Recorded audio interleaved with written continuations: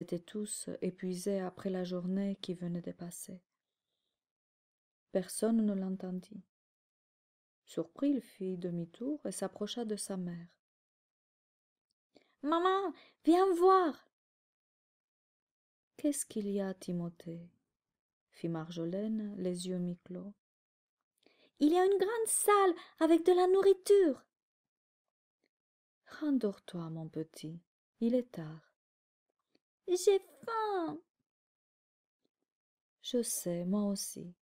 Demain matin, nous irons chercher de la nourriture. »« Pourquoi attendre?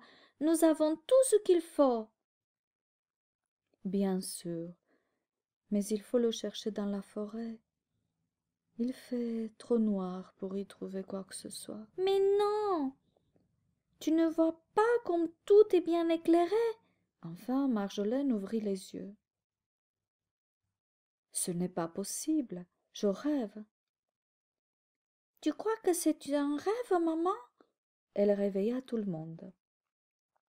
La surprise fut grande que personne n'osait s'avancer vers l'immense table gorgée de plats fumants et bien odorants.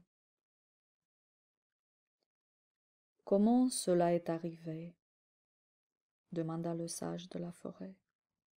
« Je n'arrivais pas à m'endormir et je me suis mise à rêver à une grande salle avec une énorme table remplie de nourriture pour que tout le monde puisse manger.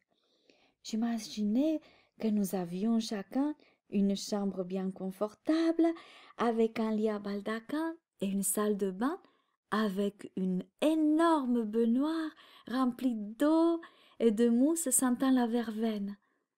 Ensuite, j'ai vu une petite lumière.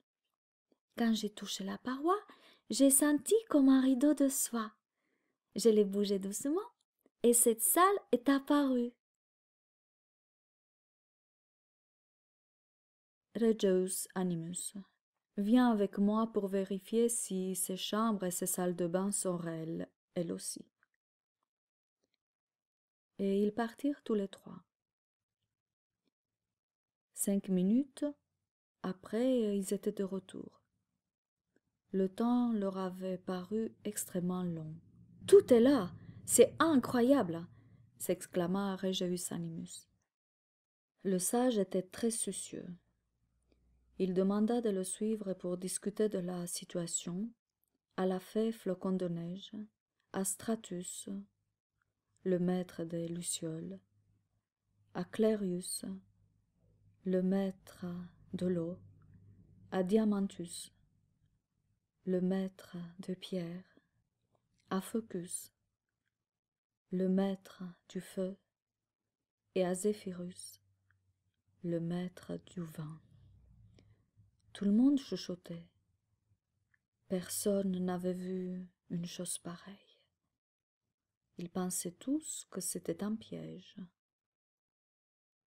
Ils furent soulagés quand ils virent le sage et ses compagnons revenir avec un grand sourire. Le sage s'avança vers Timothée et en le tapant sur l'épaule lui dit « Merci mon petit d'avoir trouvé cette porte. Allons tous manger et nous reposer. Marjolaine, Charles, venez avec moi, nous devons discuter. » « Pouvez-vous nous dire ce qui se passe ?» demanda Marjolaine. « Oui, » dit le sage. « Votre fils a trouvé une porte vers un univers où il peut tout créer.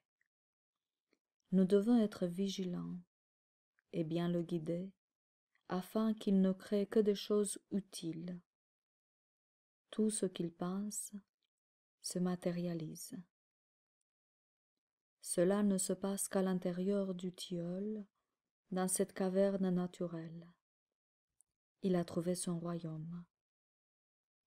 Nous en avons tous un.